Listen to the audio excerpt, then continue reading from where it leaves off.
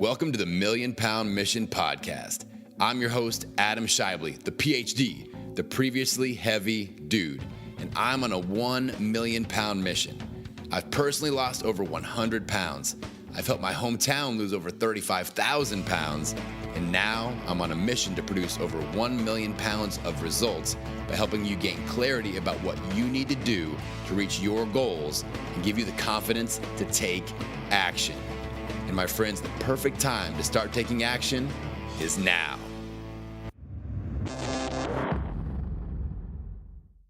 Hello, my friends, and welcome to another episode of the Million Pound Mission Podcast. It's your buddy, Adam, the PhD, the previously heavy dude. And this is episode number 190. Can you believe it?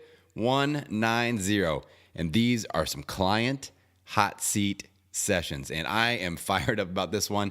It's something that we've never done before. All right, it's a brand new, it's a first, it's an exclusive.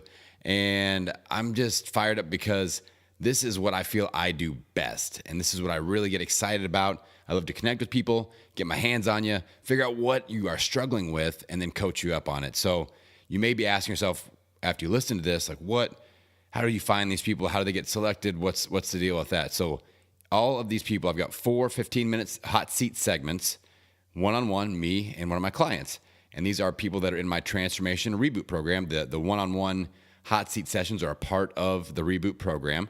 You can sign up for up to one of those a month. That we also do small group chats and things like that and a whole bunch of other stuff. Hang out after the episode. I'll tell you all about it if you want to find out more. But these are clients that I sit down with. We lock in for 15 minutes and just go after it. Now, they're called hot seat sessions, not because I'm putting the clients on the hot seat. It's more like they're putting me on the hot seat. I have no idea what the questions are going to be, and they just fire away, and I give them my best. All right, so in this episode, we're going to hear things like I've got one client that just struggles with what she calls like micro cheats.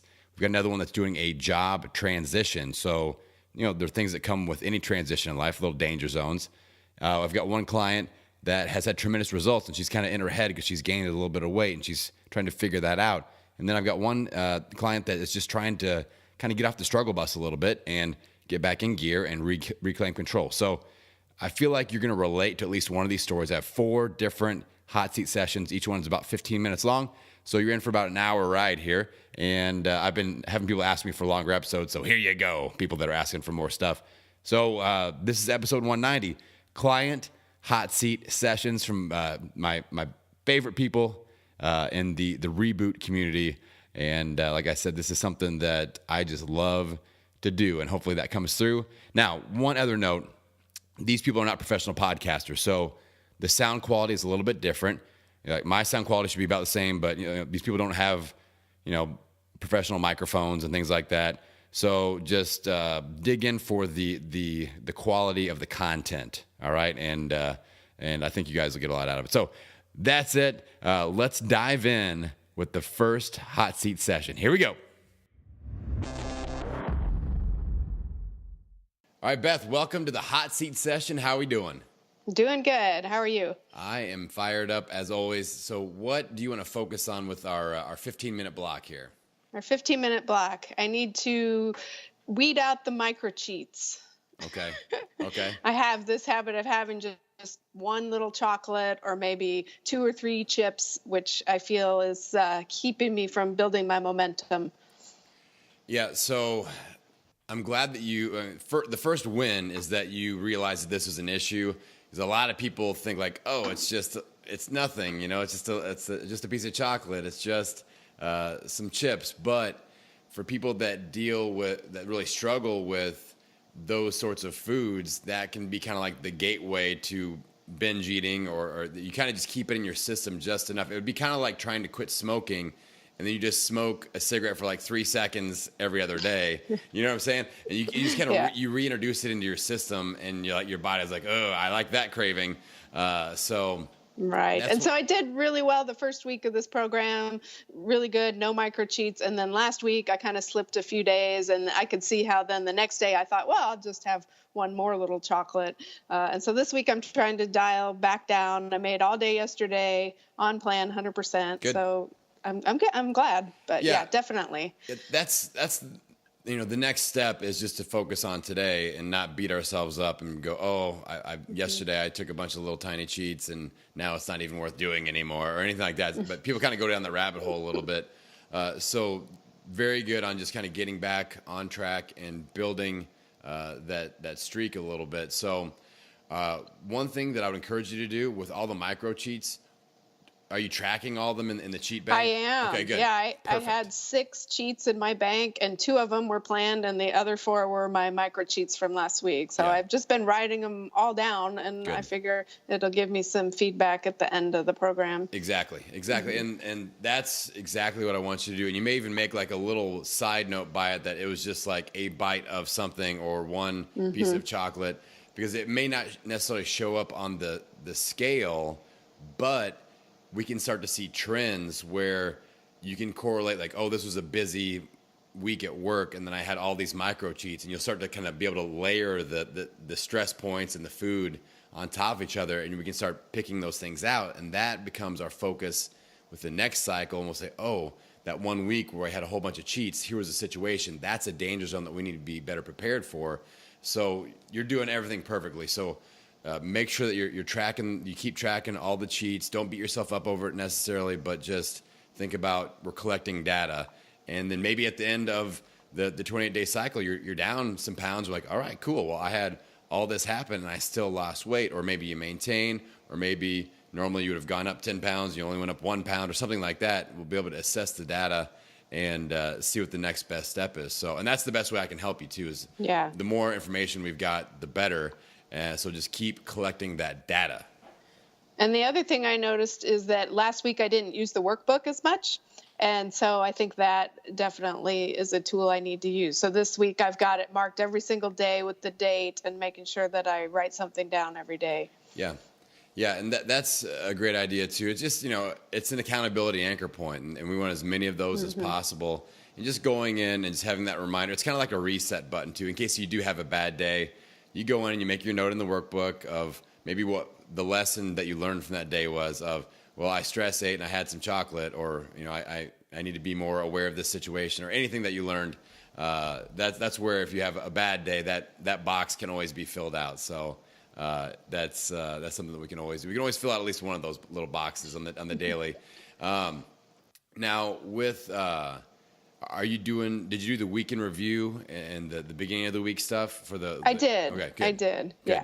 Yeah. Good. I think that'll help too. Just kind of putting the bookends on the week. And I understand that as you get started with it, it's kind of an involved process, and there's time spent, but down the road, it'll come a lot more efficiently and easily for you to kind of make those notes and get things mapped out. It won't be as much in-depth thinking, but it'll actually save you time down the road of not just going back and forth, stressing out about everything. You kind of will get in that natural rhythm where it just becomes a habit that's ingrained in your system. So I think that, you're on the right track with all this stuff. So I noticed on your habit, you have a vegetable eating habit, right? Is that the habit that you're tracking? All right. All right. So how's that going? Well, it's harder than I thought it would be. I tend to think of myself as eating a lot of vegetables. So I thought, okay, I'm going to try putting more in instead of trying to say I'm going to take things away from my habits and do a positive addition habit. But there are a lot of days that I just don't naturally eat 5 servings of vegetables. So it's been interesting. And I think, I'm hoping that eating more vegetables will provide me more nutrition, and then I'll be more full and less likely to want the other things. Yeah. Yeah. And I think, and your goal was to do 5 servings. Is that what it was? 5 servings a day. Yeah. And that's a pretty stout goal too. I mean, it is.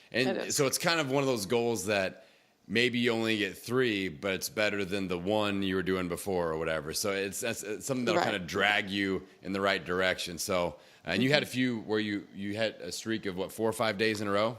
I had 4 days. Good. Good. So I'll have a few days in a row, and then maybe I'll be down a day. And then, so it's been going well. I chose that partly too, because when I've done this Prime eating plan, which I really like the Prime, I would find that, okay, well, I'd just get my piece of chicken, and, maybe I didn't have time to get the vegetables. So I was skipping on the vegetable part more often than I felt like I should. Yeah. And that's it's kind of a double-edged sword because we allow people in that plan to have unlimited vegetables, and it's kind of like an afterthought sometimes, like, oh, here's your carb, your healthy fat, your protein, and you can have unlimited vegetables. So it's almost like people view it as like a bonus instead of a necessary part of the meal. So we kind of sometimes we forget that, but a lot of times when people are coming to me going, dude, I'm hungry, then a lot of times they aren't taking advantage of that veggie component, getting some fiber in their system to slow down their digestion a little bit, and all those nutrients too. A lot of times people aren't actually hungry for calories. Their body needs more nutrition, and it's asking for more food to hopefully get more nutrients. So the veggies help a ton there as well. So the micro cheats, I think. So do you feel full, or do you feel like what? Why are the micro cheats happening? Is it a hunger, or is it a boredom, or what's the deal there? I think it's a combination of stress eating. So when I'm at work, it's a stress eating, and I get busy, and it's hard for me to take time to stop and eat. That's a challenge sometimes. I get a lunchtime. Sometimes it's 11. Sometimes it's 1. So that it kind of gives me a long period of time without eating. Okay. So sometimes I think there is a hunger component, but it's also fueled by stress. And then other times it's just hard to resist, like the chips. I was out with people on a boat and everybody was eating chips, and I brought nuts so that I could eat nuts. But then I'm just like, oh, those chips, they look so good. It was just more of not being able to choose the thing I planned. Yeah. So two things there. Let's talk about the longer stretch at work where you may not be able to get a chance to eat and you're a little bit hungry. That's like the double whammy, where if you're a little bit stressed because you're busy at work, and then you're stressed because you're like, I know I should be eating and I'm not eating, and now I'm hungry, that's when you're going to be kind of primed for one of those micro cheats. So I would start trying to set yourself up to succeed there, where you have something that's super easy to eat, that you're looking forward to, that's tasty, and have that ready to go. If you know it's going to be like a little stretch, then let's just have something that's just like heat it up and eat it, or a new recipe that you try. Or so if you know there's like a typical day of the week that this always tends to happen, maybe the night before you try a new recipe and you bring leftovers to work or whatever, and have something that's you're kind of excited to do at the back edge of that longer stretch. And I don't know if it's a typical situation or if it's plannable or not, but that would be something that I would try to do if possible, or just have like emergency reserves of. I know I've got clients that will freeze protein bars, and they chop them up into little chunks, and they keep them in a little bag in the refrigerator. So if they're going to cheat, then they would cheat. Cheat. They're not really cheating, but instead of grabbing chocolate chips, they'll grab pieces of a frozen protein bar that is that's a little bit different texture, similar taste or whatever. And they'll have that, and it's extra food, extra calories, but it's clean instead of, having chocolate chip cookies or something like that. So, because a lot of times, or my chickpea recipe that I've been putting out there for everybody, like that's great for somebody that craves like the chips, the popcorn, the salty, crunchy, buttery type of taste and texture. Having some roasted chickpeas in a bag at your desk or something like that. That'll hit that craving really nicely, and it's nice, clean food. It's extra calories. I wouldn't count it as a cheat. So that those ideas, hopefully, are those making sense as far as just being so helpful? Okay. And I always do better if I plan. Yeah. And that's something we'll get better at every time. Now, with the chips on a boat situation. I mean, that's just one of those points where you may realize, like, I hit certain things where. Like if I'm going out on a date night with my wife, I know I want to cut loose a little bit, and I'm going to have some dessert with her or whatever. So I'm not going to put myself in a situation where I'm not enjoying the experience because I'm like going to beat myself up and try to eat just a salad or something. And so if you know that when you go out in those social situations where you're on a boat, and that's a great time just to use one of your planned cheats and put that out there, and that way you can just enjoy the experience, relax, and kind of do what you want to do, get it out of your system, and then move on to the next day. So I would just make a note with certain, if you find certain social situations that you tend to cheat when you don't plan to, then those may be things that we can look ahead in the upcoming cycle and say, okay, this is going to happen. I'm going to go ahead and book a cheat for that. Or that's a great use of one of those, what I talked about in the mini mastermind, where we have the cheats that aren't planned, that are in the cheat bank, but we don't schedule them in advance. And they're kind of the break the glass in case of cheat emergency. That situation would be good for those as well. So just kind of moving forward, those are some things to think about. Okay, great. Cool. So anything else that you want to cover before we wrap up the hot seat session? No, I think I'm good for now. Cool. So what's your biggest win so far from the program? My biggest win might be that I went back in and had a weigh-in. Yeah. At your gym. Yeah. I haven't done that for a couple of years because I haven't been able to do classes. Yeah. And so that was a big mental win to just get back in that schedule of coming in every 2 weeks and doing the weigh-in. Yeah, and I'm proud of you for doing that. I mean, whether you would come in or, a lot of people just don't face the scale at all. And it's not something that I don't want people to obsess over it. I don't want people to weigh themselves every day, but just thinking of it as a data point, and let's just get some data. Like I said earlier, the more data, the better. And that's the way that we figure out what's working, what's not working. And as long as we aren't stressing out about it and making the scale, alter our mindset and change our nutritional decisions, then it's just a good measurement tool. Just same as like going and walking for a mile and seeing how long it takes you. It's another assessment tool. So I'm proud of you, Beth. And I think that you're on the right track. So kind of to recap, the mini cheats, great job for tracking those. We want to keep doing that. Collect the data there. Look at making sure that you've got something to snack on that's healthy, just kind of some reserves, some backup stuff that you can take to work with you in case you get in those situations. And think about the textures, the taste that you like to cheat with those micro cheats, and see if you can duplicate those in a healthy version so you get full and you have something nice and healthy to do. And then go out and have some chips on a boat and just use one of your cheat meals. Okay. All right, Beth. Great job on the call. I'll talk to you later, all right? All right. Thanks, Adam. All right, bye-bye. All right, Philip, what is up, my brother? I am excited to have you on. Man, I'm excited to be here with you because I need some assistance. Yeah. So let's talk a little bit about just kind of plugging in, re-engaging. Give me kind of the state of the union of the first week. The mini mastermind, things went really well. How things been going since then? I feel like I got off to a little bit of a late start, which kind of put me behind right off the get-go. Tried to play catch up there, but I feel like it went pretty well. Yep. Followed by just a crazy work week that kind of had me not really doing much of anything, which I know is it's an excuse, but it's also a reason. Yeah. I just feel like I'm when I engage in things, when I do stuff like this, when I listen to a podcast, when I talk to you, when I talk to people in the group, I feel better. I start to do better. But I'm the king of self-sabotage, right? So I'll go grocery shop and I'll make all the right choices, but then I'll throw a bag of Oreos in there, even though I know I shouldn't, because I know if I buy them, I'm going to eat them. Right. Like if I just buy these, I know I'm going to get to eat them later. Right. Even though I'm saying to myself, no, man, that's not what you're doing. Right. So, okay. Momentum's been hard to maintain for me. I was psyched during boot camp because I was really getting it going again. Like I said, I feel really good about things. I'm working out, not as regularly as I'd like to, but I'm getting 3-4 days a week. Yeah, that's good. Of at least something. Yep. But just can't seem to put the two together. The nutrition and the fitness.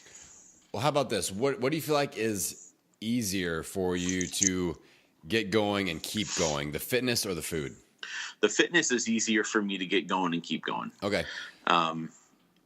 I think what might be good is since you're having a hard time doing both at the same time, like I don't want to say just focus on one, but let's make one the primary focus, like the thing that we won't let go of no matter what. So why don't we look at just really establishing, we've got a couple weeks left in our current 28-day cycle. Why don't we use these next couple of weeks and say, okay, let's make sure that I'm always going to get my workouts in. So what do you feel like is a doable fitness regimen as far as like, it doesn't have to be like this day and that day, but like let's say total amount of minutes of sweat time in one 7-day period. What is a doable number for you? I mean, I feel like, the 4 hours is a reasonable goal for me. Okay. I've been doing a workout that takes about an hour to do.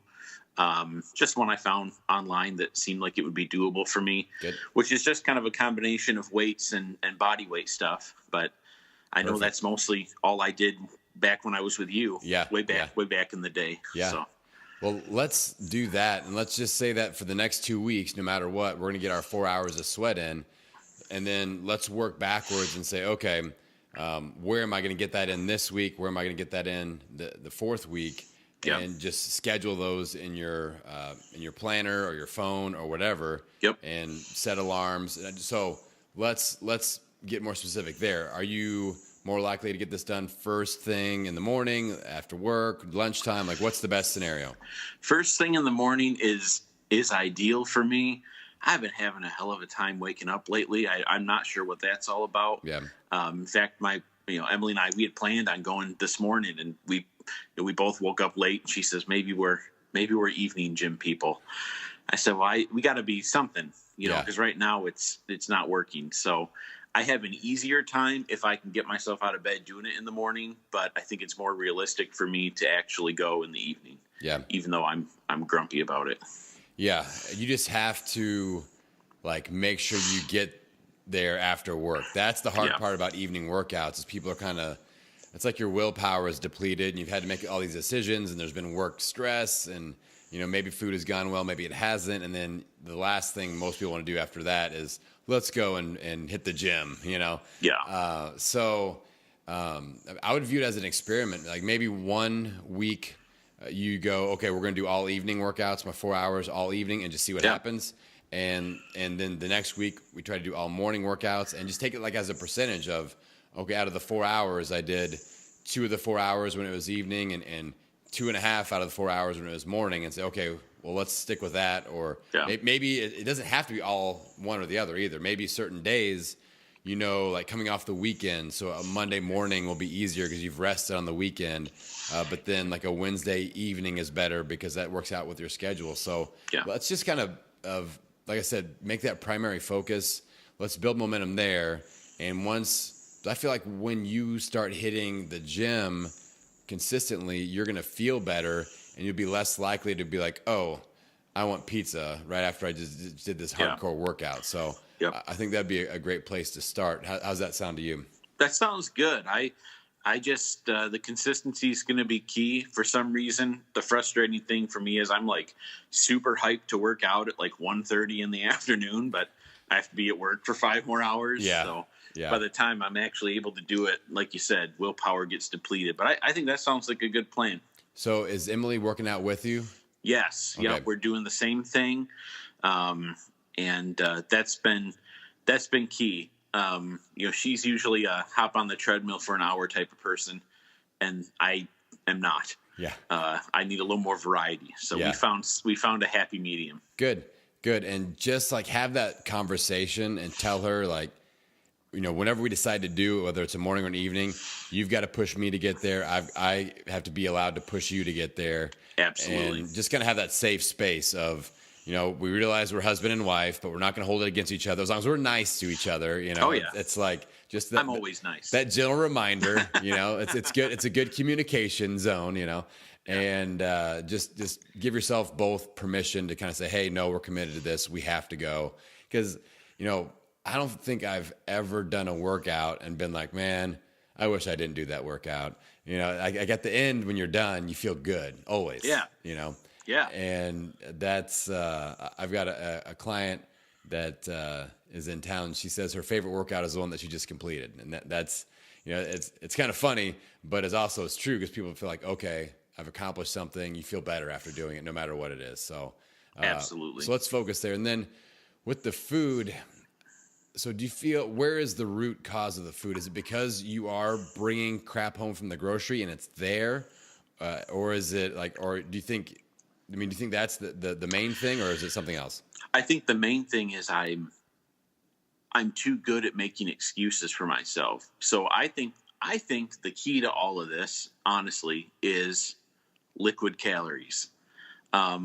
I'll convince myself at 10 a.m. that I need to get a Coke out of the pop machine because I'm feeling a little tired. Yeah. And there's no resistance. I'll be like, yep, that's what I'm going to do. Yeah. And then I drink a Coke and like, well, I had a Coke. Let's have some donuts that someone brought in. And it just kind of starts me snowballing. I mean, usually do pretty good in the morning, before I start making dumb decisions. And that's where the disconnect is for me. That's really frustrating, knowing what to do and then not doing it. Right. And I don't feel like it's willfully not doing it. It's just, I don't know why I did that. Why did I do that? Yeah.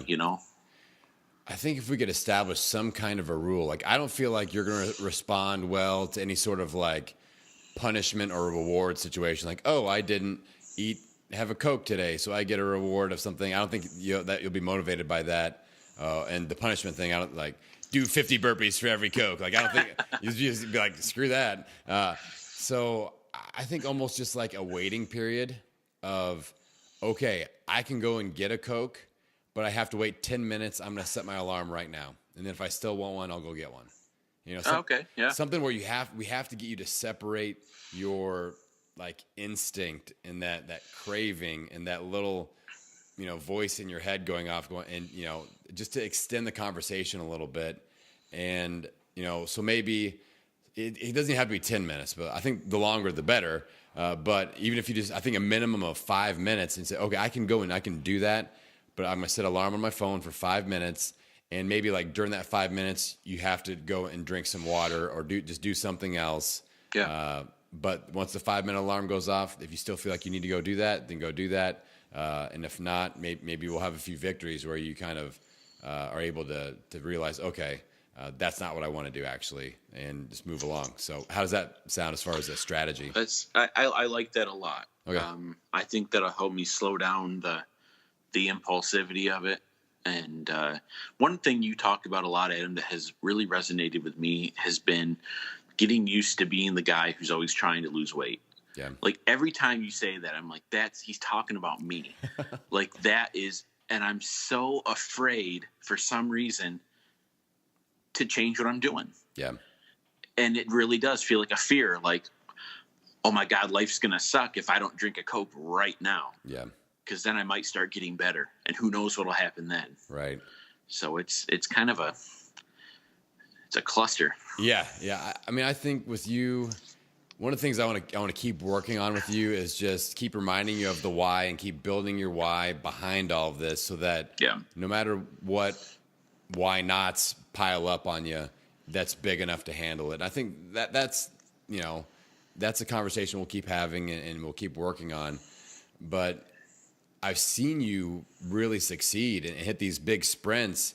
And I think you do get outside of your comfort zone a little bit. You're like, oh, damn, now I'm like getting in shape and stuff. And, what you kind of, it's a strange place to be. That's why you're outside of your comfort zone. It's not comfortable.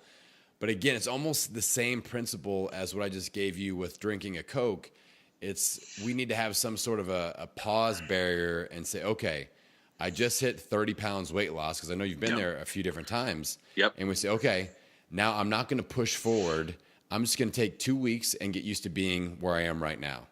And just kind of that, I think incorporating some pauses of there's no new pressure to do something or to not do something. It's let's just be where we are right now and just kind of learn this version of me and get comfortable with this version of me, and not think I have to excel to the next 40 pound and the next 50 pound and make all these changes. And that, I think you'll benefit from that. I think that with you, we want to take pressure off of you, but we also want to give you time to just realize what the hell is happening and some time to think through it. So I'll keep on you about that, because I know that you get psyched up, you go in pH balance, psycho mode, and when you get going, it's like an unstoppable force, and you really start crushing it.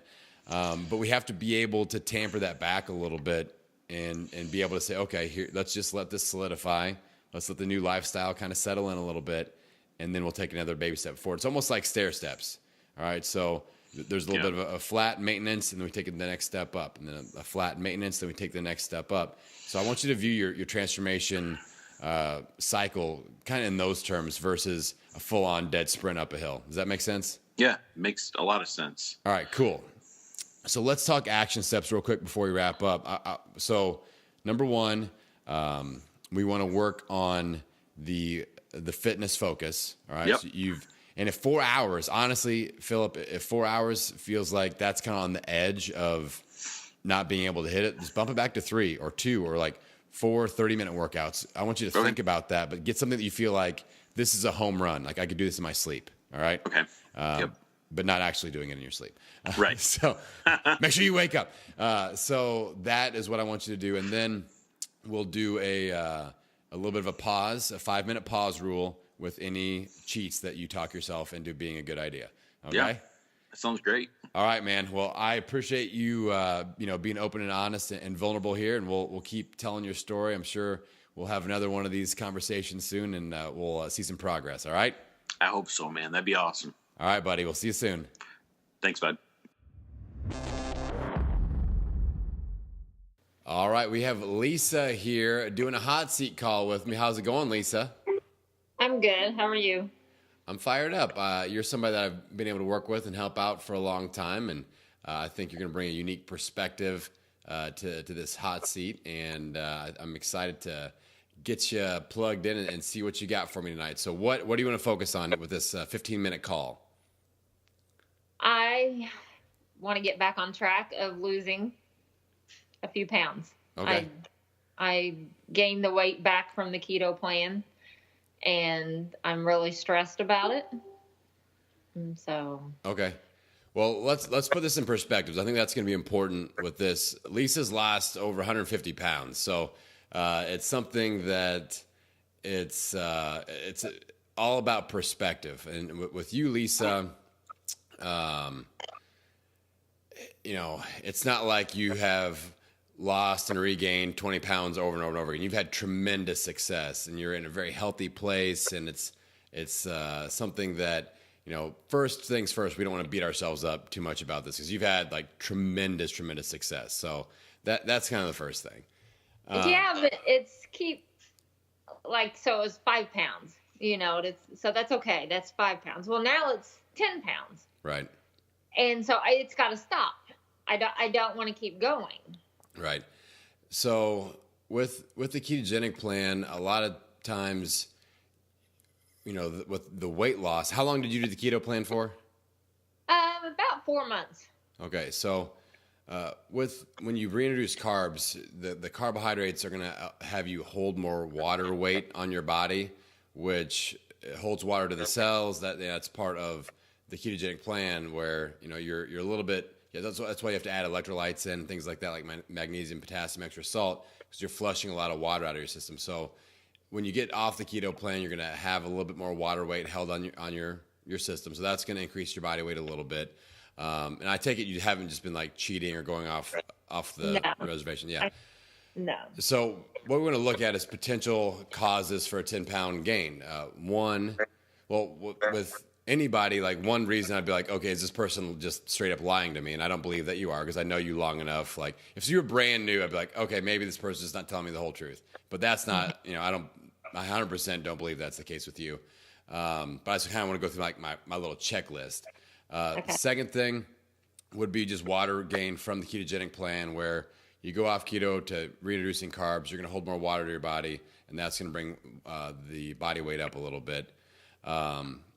The other thing that you want to look at is, have you still been tracking like your macro breakdown or your calories at all? I do the calories. I don't pay a whole lot of attention to the macro. It's just all in my fitness pal. Right. So. Have the calories been up or down or the same as when you were on the keto plan? About the same. Okay. Maybe down a little. Okay. What kind of average are you hitting on the calories on a daily basis? Around 1,600. Yeah. So that's decent. That's another reason for weight gain, is people are starving themselves. They're not. But I know you work out a lot, so that's something. So you may even want to think about bumping the calories up a little bit. And I know that's counterintuitive, but you're somebody that's super coachable, and you've trusted me in the past. And I know that you're willing to do that moving forward. So, like our friend Tracy, she was really struggling with her weight not going down like it should have, and it's because she wasn't eating enough, and her body was kind of holding on to things. So that's something you may want to look at. If you're putting on weight kind of unexplained, sometimes it's too low of calories. And or too many workouts, your body's not recovering enough, so you're holding water in your system. So those are things, and then hormones as well. Hormones rear their ugly head, and that's another cause for it. So, but the main thing is you don't want to stress out about this. Like if you're eating clean, if you're working out, if you're sleeping well, you're not binge eating and things like that, then it's just one of these other variables that we need to adjust. But like I said, one of the most important things that you need to do, Lisa, is still keep that mindset switch from the primary focus of your journey now isn't weight loss anymore. Like you can't freak out about the scales. The more you freak out about it, the more stress it adds, and the harder it is to bounce back from this. So, is that making sense at all? Yeah, but it's scary. That's my fear of gaining back, and it's just. It just keeps going up, a little, it's like, okay, a couple pounds here. That's okay. Yeah. A few more pounds. Okay. But 10 pounds. No. Yeah. It's just not right. So, it could be hormone things. I'm going to go to the doctor for my yearly exam in November and have all my blood work ran. And, I could have something going on there, but. Are you taking any days completely off from working out? From the gym? Yeah. Just like no workouts at all. Some days I walk. I usually walk on my off days. Yeah. I might overtraining. One of the signs of overtraining is kind of like unexplained weight gain. So, that's something that, again, it's, I think in these situations, what people want me to tell them is just eat less and work out more. And I'm not going to tell you that. You know what I'm saying? Yeah. And I know that's kind of what you want me, like, okay, drop the calories to 1,000 and fast every day. And I'm just not going to tell you that because I know that's not what you need. So it's just trusting that I know what the heck I'm talking about. And I do trust you. I trust you day one. Yeah. So, I would honestly just try giving your body a little bit of a break. So I would maybe bump your calories up to around maybe the 1,800 level, focusing more. Like I wouldn't add that back in with carbs, but maybe healthy fats and protein there. And then making sure you have at least one day where there's no exercise at all. Really focus, like you can still do your mobility work and things like that. I think those two things would be a good first step. And just keep doing your biweekly weigh-ins, assessing the situation, looking at the numbers. And, another factor is, I mentioned this to you in the gym the other day, is you're really getting strong. Like your deadlift numbers are going up. Your arms are looking awesome. So adding some lean muscle tissue as well, that not only adds muscle weight, but it adds water weight because those muscles are gonna pull in more glycogen into your system and hold water weight as well. So I'm not, sounding the alarms quite yet on you on being worried that you're gonna gain 150 pounds back with the way you're working out, with the way you're eating, with the way that you're taking care of your body. This is just kind of a minor, bump in the road where we're just figuring things out. So I think the overarching mantra I want you to be thinking about is don't freak out. Just keep tracking everything. Stress is the enemy right now, so you don't need to stress out about it. I'm not worried about it, so you don't need to be worried about it. And just keep doing the things that we know always work, like you're using your battle plan workbook, you're setting good goals, you're using a cheat bank, you're eating clean, you're exercising. And, you're not going to gain 150 pounds back by eating chicken and vegetables and working out. And it's just not going to happen. It's just not going to happen 100%. And I won't let it happen. So I would say good first steps. Let's make sure we have a complete recovery day. Let's add a little. So not even walking? Not. Correct. Yeah. 100% recovery day. I know. But I just, on those days, it's just hard not to do something. I feel like I always need to do something. Yeah, let's just try it for a couple of weeks. Give your body a little bit of a break, And then I think, how many days are you doing classes and like strength training? You strength training on? I do PT on Tuesdays. Yep. I do your Monday morning and Tuesday evening class. Yep. I do cycle Thursday morning, and then Friday mornings the Burst 30. Yep. Interval Express and some body shop. Yeah. So it's a lot of different. Oh, and then ring the bell on Sundays. Yeah, that's a pretty intense, like Sunday through Tuesday, especially with 2 on Tuesdays. I would make sure, like I think Wednesday might be a great day to just do nothing, where you just take that as a complete rest day because you're putting your body kind of through the ringer. I would consider not doing 2 workouts in one day. I know that. I love your Tuesday night class though. Yeah. So, but you gotta listen to your body though, and if your body is doing something that's not expected, then we just have to figure things out. So we'll try one variable at a time. So let's just try Wednesdays off. Let's just do a clean, no workout day, just rest, do mobility, extra mobility time that never hurt anybody, and let's just bump your calories up to around that 1,800 mark for a couple of weeks, and let's just see what happens with the scale. And I think well, again, that's all we can do is just experiment with it and see what happens. And if things start going the right direction, then we're good. Or even if we just kind of stop the upward progress of the weight, then we're good there too, and we'll get it figured out. So, how's that sounding? It's good. I'll do it. I know you will. I'll listen to you. So, while I've got you on the line here, we got a couple minutes left. And other people will hear the conversation that we're having. What's like a tip that you give somebody that is just getting started? Like it took you a lot of just effort and focus and courage to start the transformation when you knew you had over 100 pounds to lose. So, what's one tip you'd give somebody out there that is kind of starting the journey like you did? Finding an accountability, a buddy, a friend, someone to keep you going. Yep. That's what I got in the gym and got in a group, and they've held me accountable the whole time. Yep. I mean, to this day, I still log every day. Yeah, and you've got a lot of accountability anchor points, and I talk about that a lot on the podcast. Is that it's important to have coaches, friends. Your coworkers, just everybody knows. I mean, yep. My coworkers. I mean, when they bring in brownies, cookies, whatever, there'll be an apple on my desk because they know I'm not going to, have their foods.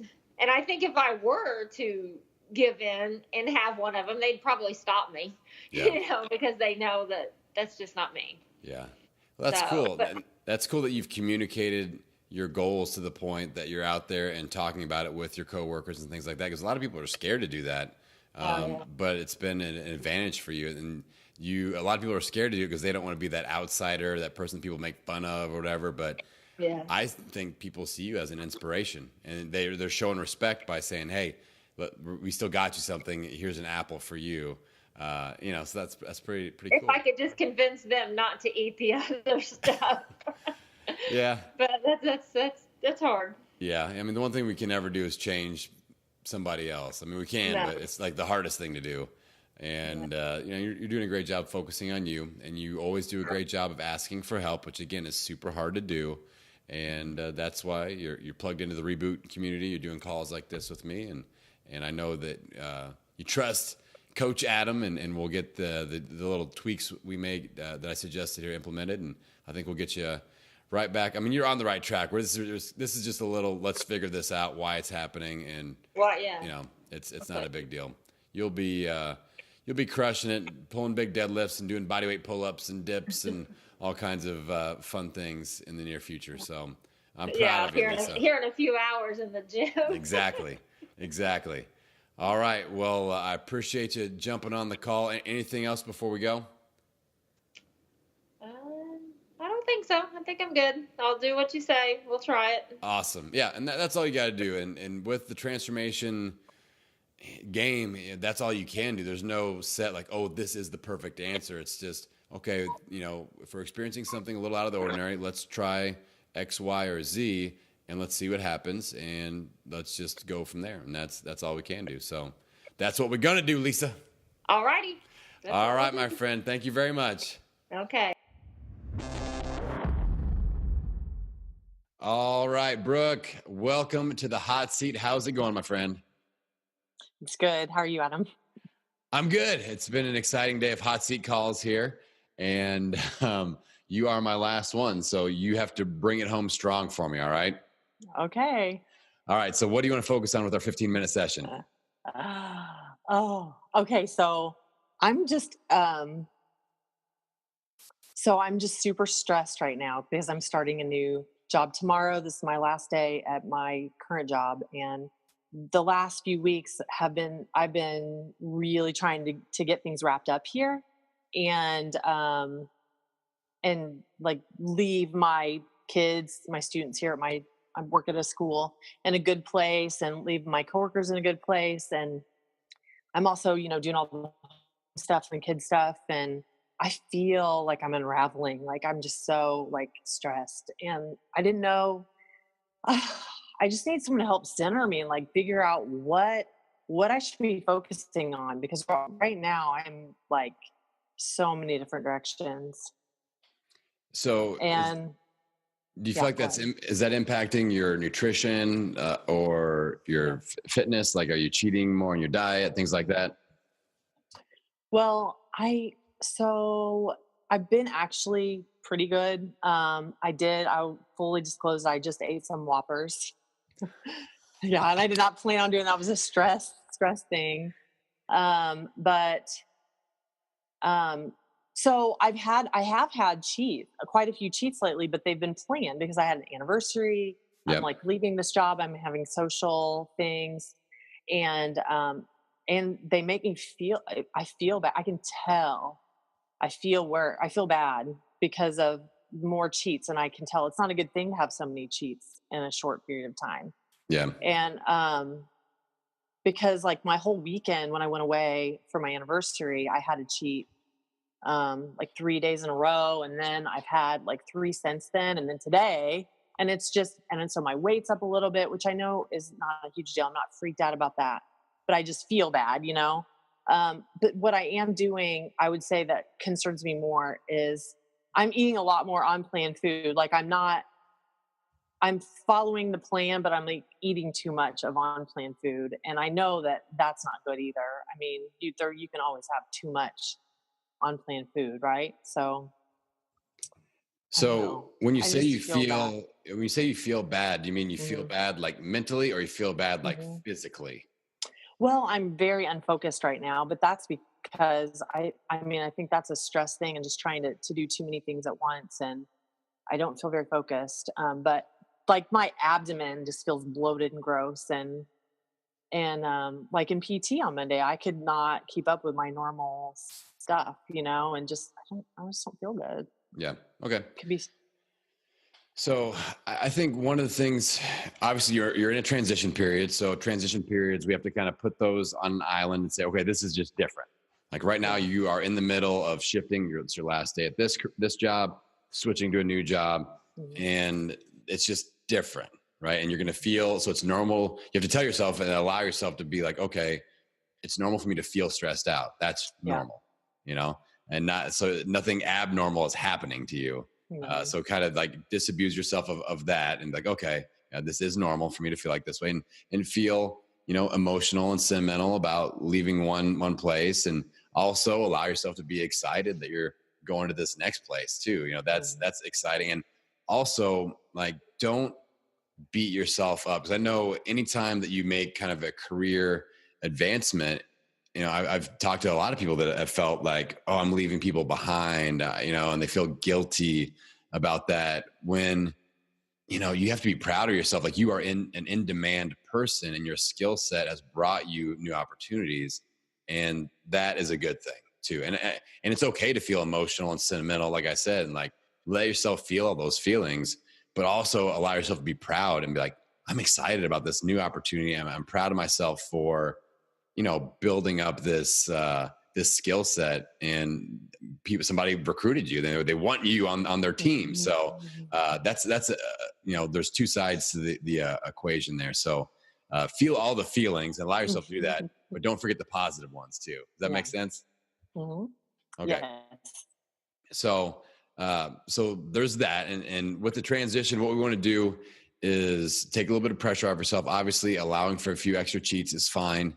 But getting your first, now, do you start the new job like tomorrow?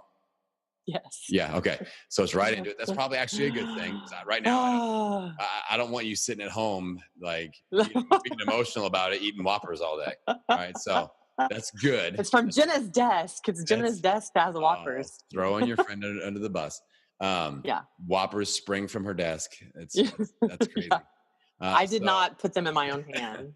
So what we want to think is, okay, over the next 2 weeks, let's just take some pressure off of ourselves.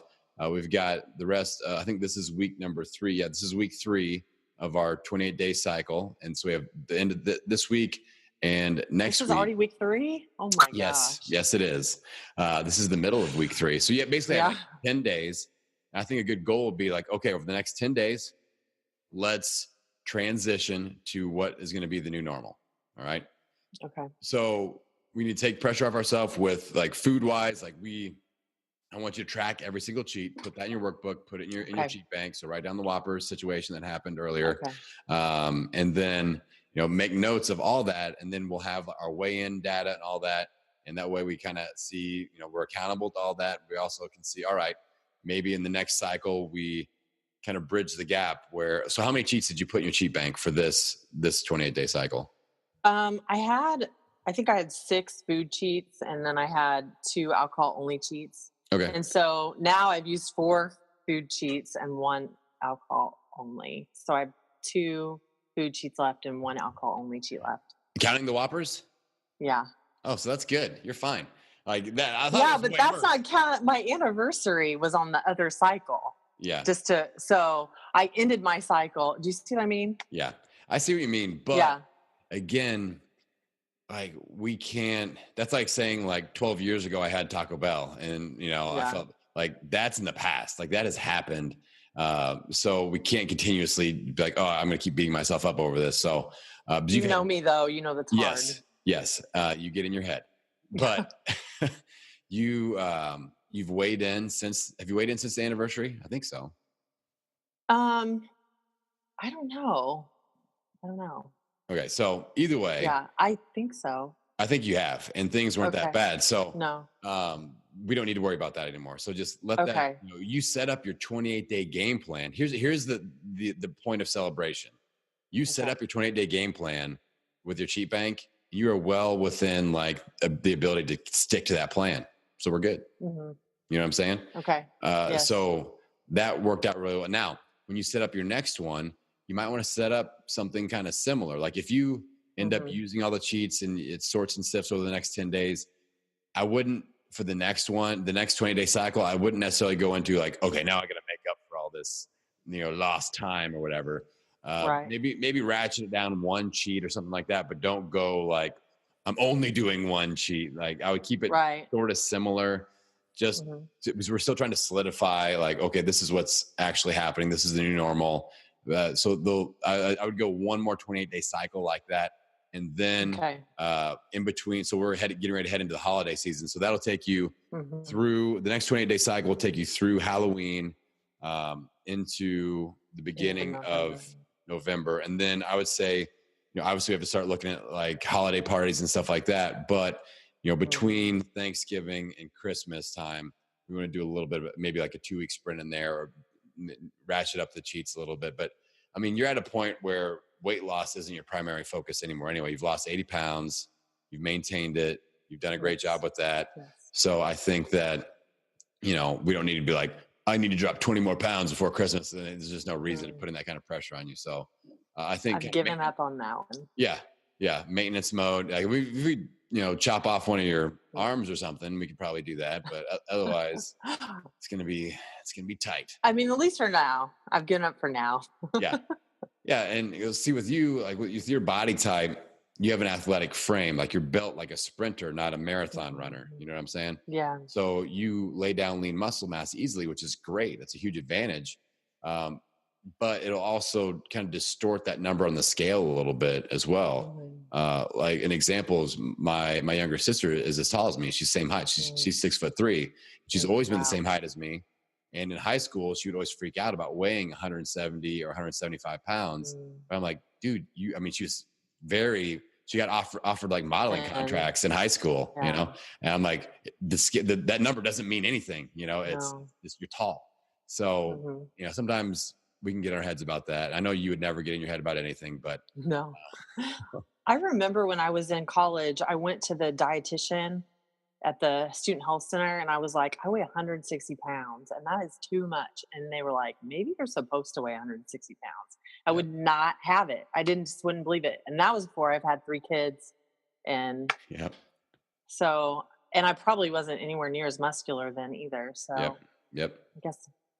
Yeah. So, I mean, I think you're right in a good place. You always bounce back nicely when you've had some of these little dips, and that's normal. Like people have these little dips where, you know, eating Whoppers happen sometimes. And, you know, sometimes you fall into a plate of tacos. I don't know, but you do well bouncing back. And I think you'll be just fine. And you've got the support of the community. You know, you've got me, I've got your back. And it's something that, you know, again, with this transition, to kind of like put a bow on this concept, I realize you're stressed out and that's okay. It's normal. That's the first realization. This is normal. You're not abnormal. This is a normal thing. Be sentimental, go and give everybody hugs. I know you're gonna go cry a little bit and stuff like that. And that's okay. You know, that's normal, you know, and feel all those feelings, but also feel excited, allow yourself to be proud and be like, I've got an amazing opportunity. I know that you're psyched about it. So like feel those feelings too. And then realize that we have a good game plan in place. You're following the game plan. You're executing on the plan that you put in place. You're not like at first you're making it sound like you were way behind. Like I've done 12 cheats and I only scheduled 4. I'm like, oh my God. No. But you're like, you still have some left. I'm like, what's the problem? This is no big deal. Because I wanted to have a lot left. Yeah. I wanted to have a lot left. Yes, indeed. We always do. So, you know, I think you're in a great place. Yeah. So just, you know, we're going to get you through this transition. Let's take the next 10 days to really view it as a transition. And then we can just keep moving forward from there. Cool. Okay. Yes. All right. Anything else before we say adios? No, this is just what I needed. Someone to just tell me the truth. Yeah. So that's what I do. That's how I do it. All right, Brooke. Well, I appreciate you and I'll be seeing you soon. All right. Okay. Thank you, Adam. Hey, thanks for hanging out after the show. What'd you think about those hot seat sessions? Man, I had a lot of fun, and I just appreciate the clients coming to the table with issues and just letting me dig in with them and coach them up a little bit. So if you like these, let me know on Instagram. Hit me up at Million Pound Mission. Share it out in your story. Tag me or send me a DM and let me know what you thought. Now, the ReBoot program is my jam. I feel like this is the best use of my talents as a coach. I feel like this is where I'm making the most impact right now. And you just got an hour's worth of a dose of me going one-on-one with these people that are in the program. Now, in the past, we have done group launches. Like all these people were a part of a group that launched at the same time. I did that so I could build the community. And now we've got a strong community in there. So we have flipped the switch so that now you don't have to wait for our next group to launch. You can join at any time. So right now, you can go to millionpoundmission.com, click on the Transformation ReBoot program info and get started now. All right, because the perfect time to start is now. The perfect time to start building momentum or start rebuilding momentum or just get started in the first place is now, my friends. And I'm psyched to help you out because not only do you get the one-on-one sessions, that's just like a small little morsel of everything you get. The community is amazing. We're in there in the Facebook group, interacting with each other. We do accountability sprint weeks where everybody reports their food, including myself. You get to see what I eat every day, how I work out, all that stuff. We have a lot of conversation. We do small group Zoom chats where we get together as a community and so much more. So it's really cool. And I think that if you're somebody that's kind of gone back and forth with your transformation momentum, this could be the thing that reboots your transformation. That's why I call it that. And it's the thing that could reverse your momentum and get it going in the right direction permanently. So if you feel like you need a little bit more support, if you feel like you need a coach, if you feel like somebody needs to kind of kick you in the backside and get you going the right direction, but in a loving way, then this may be a great fit for you. The price is right, and I think that it may just be the thing that makes the difference for you. So I'll quit rambling. I could talk about ReBoot all day because I'm really proud of these people. I'm really proud of the product I put together, and I'm just having a hell of a good time doing it. So check it out at millionpoundmission.com, and I will see you on the next episode.